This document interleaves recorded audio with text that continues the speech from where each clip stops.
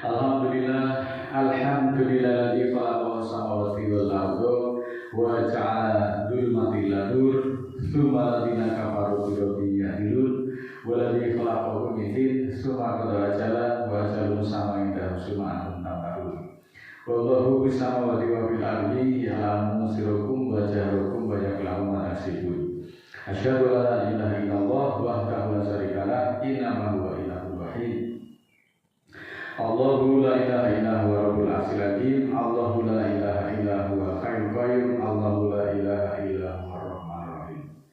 Muslimin muslimat yang dimuliakan Allah dimanapun Anda berada, pada kesempatan yang mulia ini saya mengajak untuk senantiasa marilah kita memanjatkan puji-pujian hanya untuk Allah satu-satunya tanpa serikat.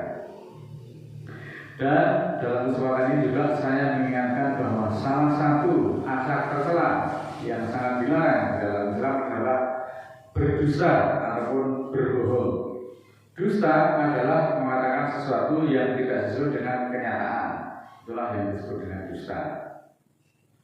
Sedangkan kata-kata dusta atau berbohong di dalam Al-Quran yang mencakup akar kata dari kadzdzaba dan turunannya disebut sangat banyak, yakni sekitar 257 kali atau bahkan bisa lebih. Angka ini merujuk pada penyebutan kata-kata tersebut yang sering ditekankan untuk menggambarkan karakteristik dari orang-orang munafik dan orang-orang yang kafir. Artinya bahwa Al-Quran sebagai pedoman hidup untuk Islam memberi perhatian yang sangat serius terhadap persoalan-persoalan yang berkaitan dengan kejujuran. Di dalam kehidupan sehari-hari, dusta sering dianggap sepele, padahal dampaknya sangat luas dan berujung pada kerusakan baik secara pribadi maupun secara kolektif. Marilah kita bahas kata-kata dusta di dalam Al-Quran meskipun baru di permukaan saja, mengingat dari durasi waktu yang tersedia yang sangat singkat. Dusta adalah perkara yang sangat dibenci di dalam Islam. Dusta merupakan kata benda atau kata sifat. Dusta berarti bohong, tidak benar atau tidak sesuai dengan kenyataan. Ini bisa merujuk pada pernyataan-pernyataan ataupun perbuatan itu sendiri. Contohnya adalah kata-kata perkataannya penuh dusta, itu contohnya akar katanya. Kemudian kalau diawali dengan kata-kata apa bisa menjadi pendusta.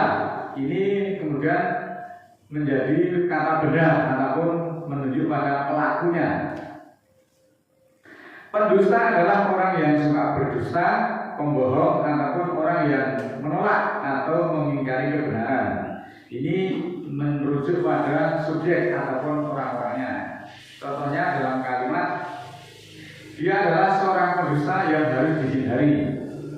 Sedangkan kalau diawali dengan kata-kata yaitu mendustakan, ini kemudian berubah bentuk menjadi sebagai kata kerja yang aktif.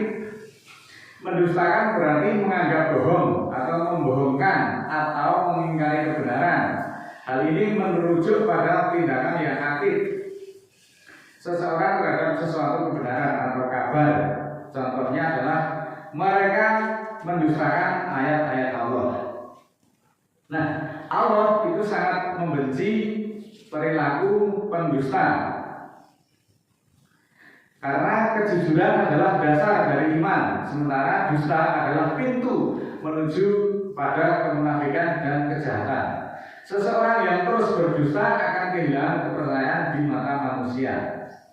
Dusta itu dapat merusak tatanan sosial karena menghancurkan rasa percaya antar manusia. Dan Allah juga membenci orang-orang yang merugikan orang lain demi kepentingan pribadi maupun kepentingan keluarganya melalui berbagai penipuan. Secara khusus Allah menyebut golongan pendusta agama bukan hanya bagi mereka yang ingkar secara lisan, tetapi bagi mereka yang ibadahnya itu tidak membekas, tidak berbekas pada kemanusiaan. Mari kita simak ayat-ayat Al-Quran kita awali dengan surat ke-53 ayat 32 selengkapnya sebagai berikut. A'udzubillahi minasyaitonirrajim. Bismillahirrahmanirrahim. Alladzina yajtanibuna kaba'iral ismi wal fawahisa ila lamama inna rabbaka wasi'ul maghfirati wa a'lamu bikum ansa'akum minal ardi wa antum ajinatun fi butuni ummahatikum fala tuzaku anfusakum wa a'lamu bimanit taqwa. Yang artinya orang-orang yang menjadi dosa besar serta kekejian kecuali mencercanya bahwa Tuhanmu sangat luas ampunannya. Dia lebih tahu padamu ketika dia mewujudkan kamu dari bumi dan ketika kamu jadi benih di dalam perut ibumu. Maka janganlah anggap cerdas dirimu. Dia lebih tahu siapa yang takwa atau siapa yang insaf. Saudaraku, kalau dicermati ayat ini merupakan larangan keras merasa paling benar ataupun sok suci terdapat di dalam ajaran agama Islam yang menekankan kerendahan hati, kemudian kesadaran bahwa hanya Allah yang tahu hakikat ketakwaan manusia. Allah melarang manusia itu memuji dirinya sendiri ataupun membanggakan diri seolah-olah dirinya telah bersih dari dosa. Sedangkan orang-orang yang mendapat kemuliaan adalah mereka yang berusaha sekuat tenaga menjauhi dosa-dosa besar maupun dosa-dosa yang kecil dan tidak menipu serta tidak membanggakan dirinya sendiri. Allah yang mengetahui kadar keimanan seseorang sejak dari dalam kandungan, sehingga manusia tidak berhak mengklaim kesucian atas dirinya. Ayat-ayat tersebut juga menegaskan bahwa setiap manusia wajib selalu merendahkan diri di hadapan Allah. Karena inal insana layatahum, ketahuilah bahwa manusia itu adalah pelanggar hukum. Al-Ahuskarna, karena dia melihat dirinya serba cukup.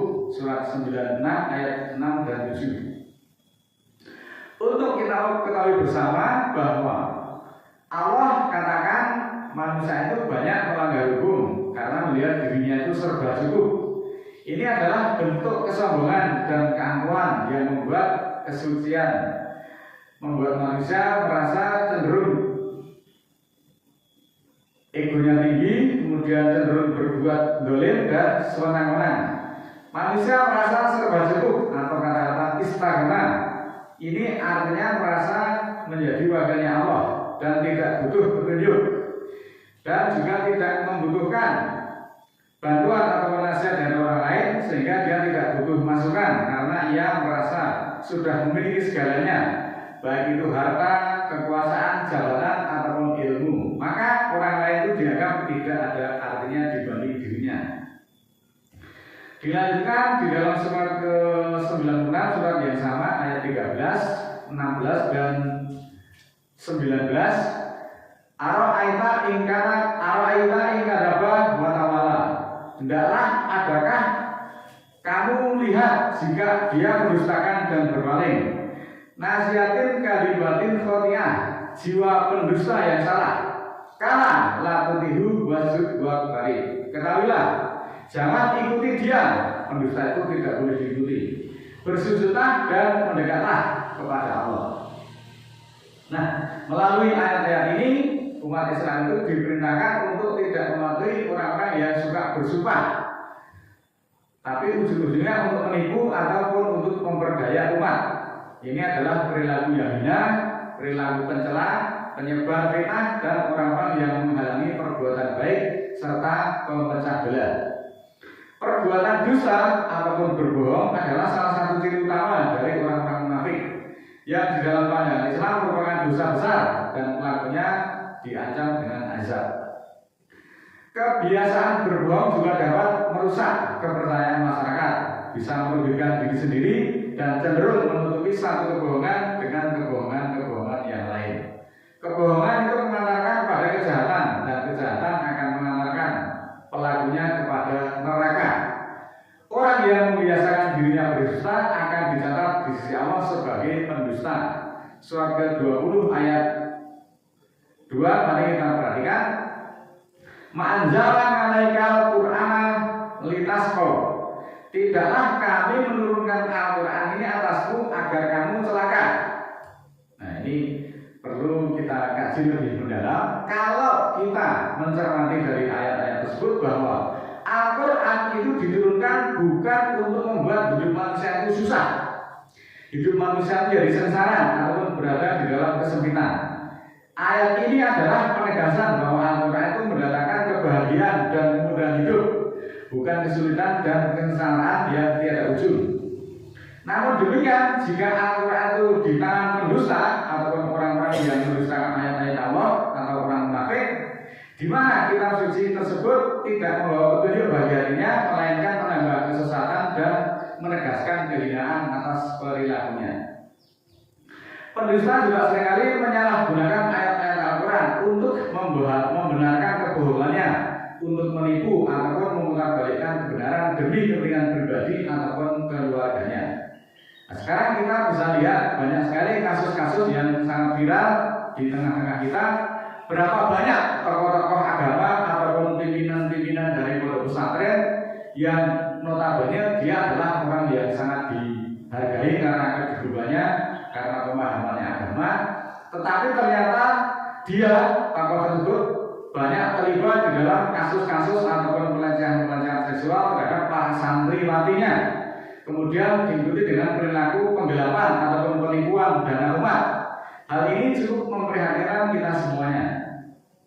Kasus-kasus seperti ini menjadi tamparan yang sangat keras dan peringatan serius bagi seluruh pihak betapa dampaknya Al-Quran kalau di tangan pendusta. Kalau sekelas Ustaz saja masih tergoda dengan perempuan, maka kelanjutannya biasa adalah terjadinya penyimpangan keuangan. Karena uang itu kalau dia punya kuasa atau punya jabatan, dia ujung-ujungnya adalah korupsi. Kalau diteliti, kalau dicermati, kasus-kasus korupsi itu pasti ujung-ujungnya itu udetannya itu nanti ada kasus-kasus perempuan di dalamnya. Banyak juga tokoh-tokoh ataupun ketua partai yang berbasis Islam itu terjerat kasus korupsi. Itu semuanya tidak jauh dari kasus-kasus yang berkaitan dengan perempuan.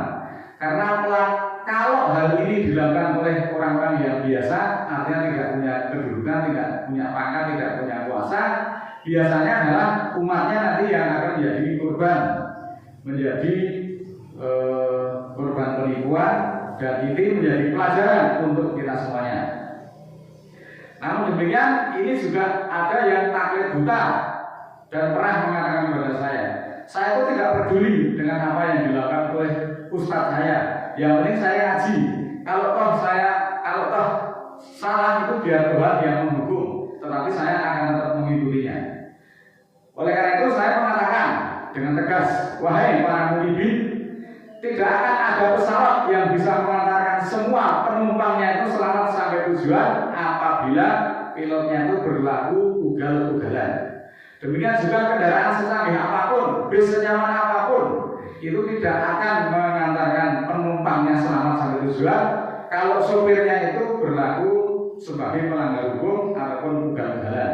Maka yang berlaku samina wa ta'ala itu bukan kepada pribadi atau kepada individunya, tetapi samina wa ta'ala itu adalah kepada ayatnya. Surat ke-68 ayat 8, fala tutihil mukadzibin, maka jangan ikuti orang-orang pendusta. Oleh karena itu saudaraku, untuk itu semuanya menjaga kejujuran dan menjauhi perilaku orang-orang yang suka berdusta merupakan langkah yang tepat untuk menghindari kesesatan ataupun kerugian baik itu di dunia maupun di akhirat. Kebohongan atau dusta adalah penyakit moral yang merusak hati, meretakkan kepercayaan dan bisa menghancurkan tatanan sosial. Itulah pentingnya bahwa Al-Quran itu mengajarkan atau menegaskan, menuntut pada sesuatu hal yang konsisten, artinya kejujuran. Ketika kita sudah pegang Al-Quran itu, kita juga jangan bermain-main dengan ayat-ayat tersebut. Oleh karena itu, marilah perjuangan kita mudah-mudahan Allah ridho dan marilah kita merenung apakah perilaku kita itu semuanya sudah sesuai dengan Al-Quran. A'udzubillahi minasyaitonir rajim. Bismillahirrahmanirrahim. Allahumma ighfir li wa lil mu'minina mu'minina wal mu'minat al-ahya'i minhum wal amwat innaka samiul qarib mujibud da'wat innaka 'ala kulli syai'in qadir. Rabbana la tu'akhidna in nasina aw akhtana. Rabbana wa la tahmil 'alaina isran kama hamaltahu 'alal ladzina min qablina. Rabbana wa la tuhammilna ma la taqata lana bihi wa'fu 'anna waghfir lana warhamna anta maulana fansurna 'alal qaumil kafirin. Rabbana ighfir lana dzunubana wa kaffir 'anna sayyi'atina wa tawaffana ma'al abrar. Rabbana la tuzigh qulubana ba'da idh hadaitana wa hab lana min ladunka rahmah innaka antal wahhab. Subhana rabbika rabbil izzati amma yasifun wa salamun 'alal mursalin walhamdulillahi rabbil alamin. Wassalamualaikum warahmatullahi wabarakatuh.